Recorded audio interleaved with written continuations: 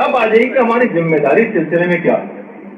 دیکھیے جو متمدن دنیا جسے ہم سویلائز دنیا کہتے ہیں ہمیشہ سے آثار قدیمہ کی حفاظت وہ سمجھتے ہیں کہ ہماری ذمہ داری.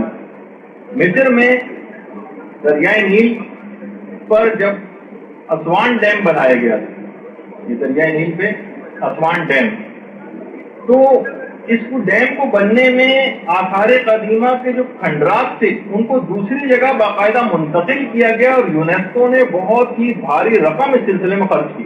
یعنی یہ چیزیں ضائع نہیں ہونی چاہیے. یہ پرانی چیزیں آثار قدیمہ اور یونیسکو جو ہے وہ بہت زیادہ پیسے خرچ کرتا ہے. افغانستان میں جب باقاعدہ بامیان کے علاقے میں، بامیان وہ علاقہ ہے جس میں ایک رات میں 20,000 شیعوں کا قتل عام ہوا بامیان، وہاں پر خیر گوتم بدھ وغیرہ کے ہمیشہ سے سینکڑوں سالوں سے وہاں پر مجسمے، جب وہاں پر بامیان میں یہ گوتم بدھ کے مجسموں کو توڑا گیا اور باقاعدہ وہاں پر بم لگا کر اور جو بارود کے ذریعے اڑائے گئے وہ مجسمے، تو پوری دنیا کے اندر آپ نے دیکھا تھا کہ کچھ ہی عرصہ ہوا کہ تہلکہ مچ گیا تھا. اور تمام ممالک میں خصوصاً اس میں مسلمان ممالک بھی شامل تھے، انہوں نے اپنے غم و غصے کا اظہار کیا تھا کہ یہ نہیں کرنا چاہیے تھا، اس کی حفاظت کرنی چاہیے تھی، یہ پرانی چیزیں ہیں. لیکن ہم دیکھتے ہیں کہ آزاد میڈیا نے آج تک انہدام جنت البقیع اور جو مسلسل آثار مٹائے جا رہے ہیں اور کچھ باقی نہیں رہنے دیا جا رہا، اس پر آج تک کبھی کسی نے کوئی توجہ نہیں دی، کوئی اس پر کوئی پروگرام نہیں کیا. اب ہماری ذمہ داری یہ ہے کہ بولا جائے اس سلسلے میں، اور سنجیدہ اور انصاف پسند جو مسلمان بھائی ہیں ان کو یہ چیز بتائی جائے. اچھا بہت سے لوگ اکثر مایوسی کا شکار ہوتے ہیں، بھائی ہمارے بولے آج تک کچھ نہیں ہوا اب کیا ہو جائے. علماء نے باقاعدہ ایک بات کہی کہ دیکھیے فوری طور پر باقاعدہ کبھی مقصد حاصل نہیں ہوتا، ہو سکتا ہے 1,00,000 دفعہ کہنے پر وہ مقصد حاصل ہو جائے. تو آپ آج جو اگر کوئی مظاہرہ بھی کرتے ہیں، آپ اگر کبھی روڈوں پر بھی آپ نکلتے ہیں، کوئی مظاہرہ کرتے ہیں، کوئی کتاب لکھتے ہیں، کوئی تقریر کرتے ہیں، کوئی جملہ کسی سے کہتے ہیں، تو آپ گویا اس سمندر میں اپنا قطرہ اور ایک حصہ ڈال دیتے ہیں. ہو سکتا ہے جب یہ 1,000 دفعہ ہو جائے، 1,00,000 دفعہ ہو جائے، تب اس کا نتیجہ برآمد. تو یہ آپ کا آج اس قسم کا عمل. تو بہرحال یہ کچھ نہ کچھ اپنا حصہ اس میں ضرور ڈالنا چاہیے. اس مسئلے کو انصاف پسند لوگوں کے سامنے رکھا جائے، ان سے دلائل کے ساتھ بات کی جائے کہ دیکھو یہ ہمیشہ سے ایسا نہیں، یہ بہت ظلم کیا گیا ہے، اور کچھ نہ کچھ بات اس سلسلے میں ضرور کی جائے. بڑے لیول کے اوپر اگر دیکھیں تو باقاعدہ یونیسکو ہے، کچھ نہیں تو آپ ای میل کر سکتی ہیں، خط لکھ سکتے ہیں وہاں پر.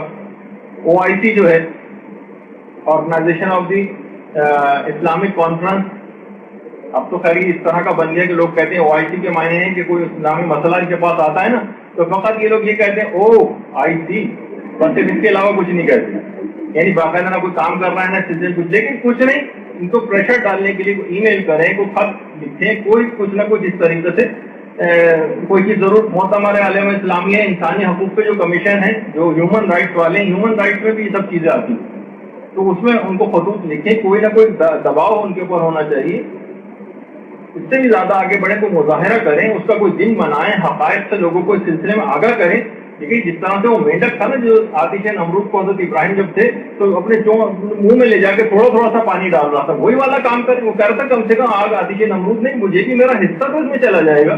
تو کچھ نہ کچھ اس سلسلے میں ضرور کام کریں. اور ایرانیوں نے واقعی اس سلسلے میں بڑا کام کیا.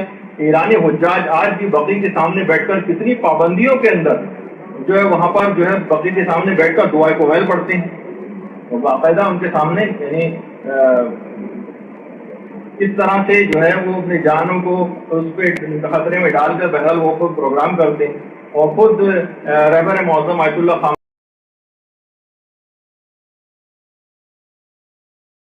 بھی اس میں جمعے کی نماز آپ پڑھائی، آپ نے منع کر دیا تھا، کہا جب تک میری جدہ کی قبر اور بقیع کی تعمیر کے اسباب پیدا نہیں ہوں گے جب تک میں احتجاجاً یہاں پر نماز نہیں پڑھا. اپنا ایک احتجاج وہاں پر ریکارڈ کرا ہے، بولنا ضروری. اس پر خاموش رہنے والا بالواسطہ طور پر وہابیوں کی کمک کر رہا ہے. ایسا کرنے والے جنہوں نے بھی یہ واقعہ وہاں پر کیا ہے اور اس کا انہدام کیا ہے، علماء فرماتے ہیں کہ انہوں نے اپنے دامن پر ایک ایسا دھبا لگا لیا ہے کہ اب آب کوثر سے بھی وہ دھویا نہیں جا سکتا. اور اہل بیت رسول کی شہادت کے بعد بھی ظلم کے سلسلے کو جاری و ساری رکھا ہوا ہے. ساری زندگی کو انہیں سکون کا سانس لینا نصیب نہیں ہوا. اور چوتھے امام تو یہاں تک فرماتے تھے کہ ہماری عیدیں بھی ہمارا ماتم. ان کی قبروں کی توہین کرنے والوں نے رسول خدا کا دل دکھایا، مسلمانوں کے جذبات کا جو خون کیا ہے. بلکہ ان کے منہدم کرنے کے عمل کو انہوں نے تقرب خدا کا ذریعہ بتایا. یہ تقرب خدا کا باقاعدہ ایک ذریعہ ہے. تو وہ رسول جو کہ حرم مدینہ کے درختوں کو کاٹنے سے راضی نہیں ہوتا، حدیثیں اس پر، وہ کیسی اپنی اولاد کی قبور کی بے حرمتی کو برداشت کرے گا؟ تو اس میں ایک ذمہ داری یہ بھی ہے کہ ان آثار محمد و آل محمد علیہ السلام کو محفوظ کیا جائے.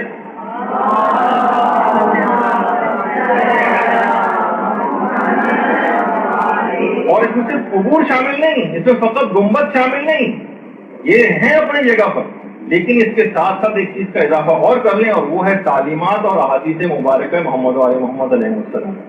ان کی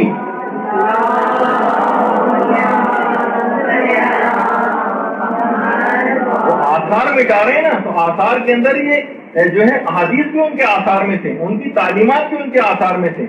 ان کو ذہن نشین بھی ہونا چاہیے، دل میں بھی جگہ ہونی چاہیے، ان کا مطالعہ بھی کثرت سے کریں، ان کو پھیلائیں بھی، ان کے آثار کو ظاہر بھی کریں، ان کو عمل کے ذریعے ان کے آثار کو ظاہر کریں. نہ صرف یہ قلب و ذہن بلکہ اپنے اعمال میں بھی ان کا اظہار ہونا چاہیے. تو ہم آخر میں بس اسی دعا پر اپنی گفتگو کا اختتام کرتے ہیں کہ اے پروردگار، ہمارا نبی ہمارے درمیان میں نہیں، اور ہمارے آقا و مولا امام زمانہ علیہ السلام پردہ غیبت میں.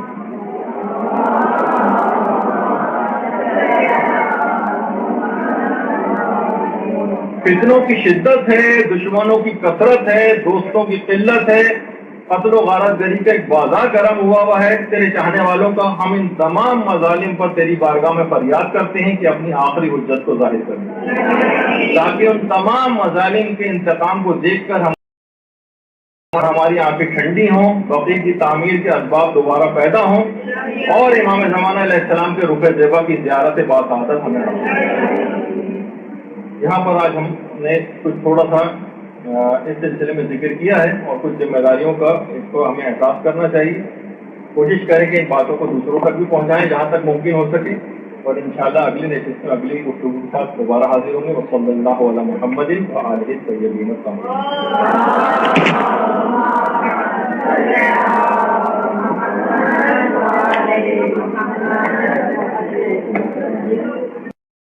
یہ زندگی ہے تجھ سے اے جنت البقیہ، غم اور خوشی ہے تجھ سے اے جنت البقیہ، ڈھارس بڑی ہے تجھ سے اے جنت البقیہ، یہ زندگی ہے تجھ سے اے جنت البقیہ.